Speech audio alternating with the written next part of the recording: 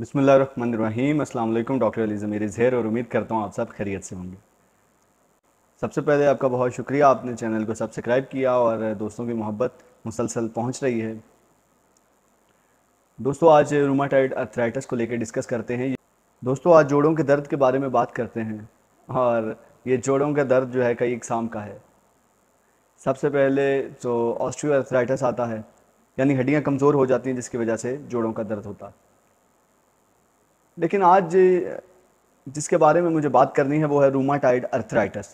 दोस्तों rheumatoid arthritis एक autoimmune disease है। ऑटोइम्यून डिजीज़ कहते हैं कि आपका इम्यून सिस्टम आपके ख़िलाफ़ बीमारी बना रहा है, यानी एक इंसान का इम्यून सिस्टम, उसका मदाफ़ती निज़ाम जो है वो, उसकी क़ुव्वत मुदाफ़त जो है, उसकी इम्यूनिटी जो है, उसका इम्यून सिस्टम जो है वो बॉडी के ख़िलाफ़, अपने ही जिस्म के ख़िलाफ़ बीमारी पैदा कर रहा है। तो अब रूमाटाइड अर्थराइटिस क्या होता है? रूमाटाइड अर्थराइटिस होता है, अर्थराइटिस जोड़ों की सोजश को कहते हैं। रूमाटाइड अर्थराइटिस ऑटोइम्यून डिजीज़ है, यानी इम्यून सिस्टम, एक इंसान जिसको रूमाटाइड अर्थराइटिस है उसका इम्यून सिस्टम उसके जॉइंट्स के टिश्यूज़ पर अटैक कर रहा है। उसकी वजह क्या है ये आज तक नहीं कोई फैसला कर सका। अभी तक ये अननोन है, एडियोपैथिक है, अननोन कॉज है, इसका कॉज की आज तक समझ नहीं आ सकी। तो ये टिश्यूज़ पे अटैक करता है तो सबसे ज़्यादा इसमें उंगलियों के जोड़, ये जो जॉइंट्स होते हैं उंगलियों के दरमियान, इस पे या आपके रिस्ट जॉइंट पे, कलाई के जॉइंट पे, ये छोटे जॉइंट ज़्यादा इन्वॉल्व होते हैं इसमें।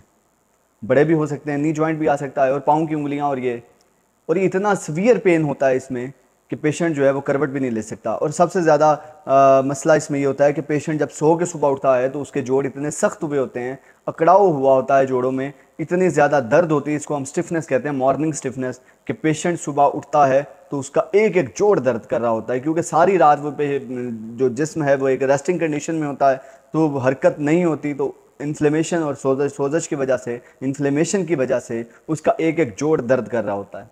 तो ये मुसलसल जो इन्फ्लेमेशन होती है, ये जितने भी हमारे शॉक अब्जॉर्बिंग पार्ट्स होते हैं जिसको हम कार्टिलेज कहते हैं, उन पर अटैक करता है और उनको डैमेज कर देता है। यानी स्पाइनल कॉर्ड के दरमियान जो एक डिस्क होती है जिसने शॉक अब्जॉर्प्शन करनी है, कोई झटका लगता है, कोई बंदा गिरता है तो वो उसको अब्जॉर्ब करता है, वो डैमेज हो जाती है।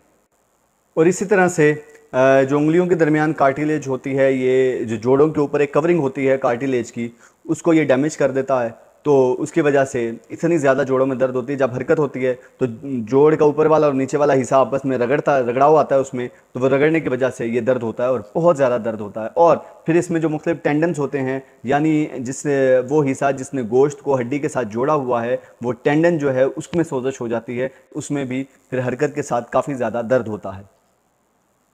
अब नॉर्मली इम्यून सिस्टम का तो काम होता है कि जब भी कोई जिस्म में कोई इन्फ्लेमेशन होती है या बाहर से कोई अटैक होता है तो उसके खिलाफ लड़ना।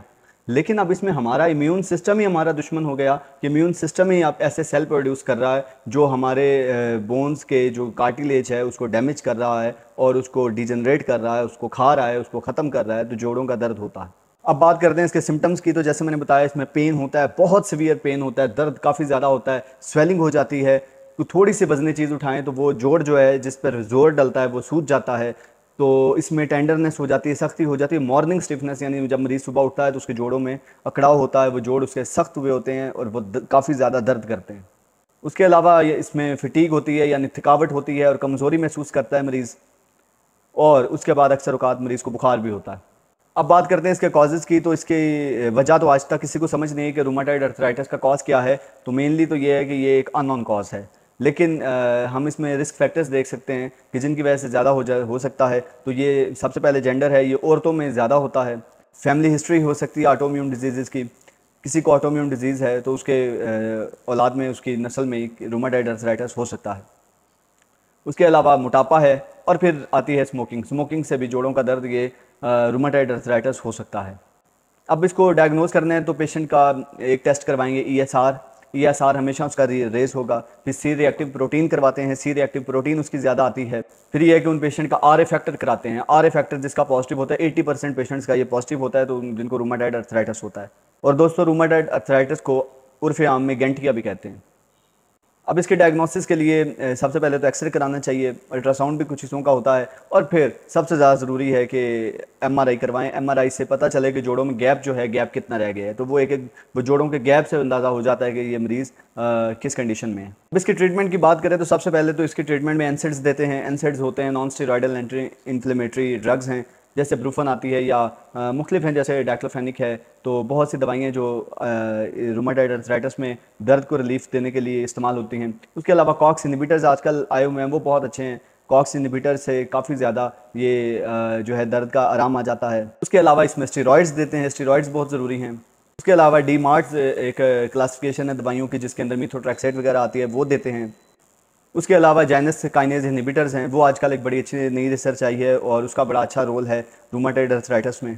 अगर कोई दवाई असर ना करे तो बायोलॉजिक्स आजकल आई हैं, तो कुछ इंजेक्शन है जैसे जो वीकली बेसिस पे लगते हैं। और अगर ये मेडिकेशन से आराम ना आए तो जिस हिस्से में ज़्यादा मसला आ रहा है तो उसकी फिर सर्जरी होती है। जैसे नी जॉइंट में है तो नी जॉइंट रिप्लेसमेंट, घुटने को चेंज कर दिया जाता है, या हिप जॉइंट पे रिप्लेसमेंट की जाती है। तो जिस जोड़ पे बहुत ज़्यादा मसला होता है उस जोड़ को रिप्लेस कर दिया जाता है। तो आजकल ये सर्जिकल ऑप्शंस भी मौजूद हैं। इसके लिए सबसे ज़्यादा ज़रूरी है कि अगर किसी को रूमेटॉइड अर्थराइटिस है तो वो इसकी कोई हल्की फुल्की एक्सरसाइज डेली करता रहे, और फिर ये है कि अपना रेस्ट प्रॉपर करे, एक्सरसाइज करता रहे। और फिर सबसे ज़्यादा ज़रूरी और सबसे ज़रूरी परहेज़ इसमें यह है कि पेशेंट जो है वो जिस्म को सर्द गर्म होने से बचाए। अगर किसी औरत को रूमेटॉइड अर्थराइटिस है तो कोशिश करें रोटियां बनाने के बाद फ़ौरन हाथ ना धोएं।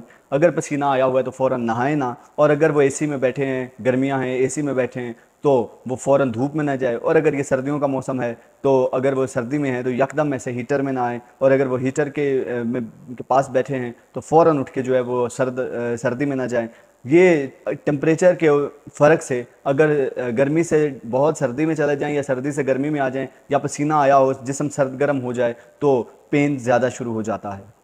तो दोस्तों इसमें सबसे ज़्यादा ज़रूरी सिर्फ यही है कि जिस्म को सर्द गर्म होने से बचाएं। अगर किसी में ये अलामात हैं और उसको जोड़ों का दर्द बहुत ज़्यादा होता है तो रूमेटोलॉजिस्ट डॉक्टर्स होते हैं जो इसको ट्रीट करते हैं, जिनकी स्पेशलिटी है। और अगर किसी को ये समझ नहीं आती कि किसके पास जाए तो कम से कम किसी MBBS डॉक्टर के पास जाके अपना ट्रीटमेंट करवाएं। कम से कम ये है कि डायग्नोज करवाएं और उसके बाद एक प्रॉपर चैनल से इसकी ट्रीटमेंट करवाएं। ये एक लॉन्ग टर्म ट्रीटमेंट चलता है और फिर जाके पेशेंट बेहतर होता है, इसीलिए इसको देर ना करें। अगर एक दफ़ा जोड़ डिजेनरेट हो गया, अगर कोई भी जॉइंट डैमेज हो गया, ख़त्म हो गया, और अगर दवाई से असर नहीं होता, फिर सर्जिकल ऑप्शन पे जाना पड़ता है। लिहाजा अगर किसी में ये अलामात हैं तो जल्द अज जल्द अपने डॉक्टर से रब्ता करें और उनसे मशवरा करें, अपने टेस्ट करवाएं और अपना इलाज बर वक्त बेहतरीन इलाज करवाएं। दुआओं में याद रखिएगा। खुदा हाफिज़।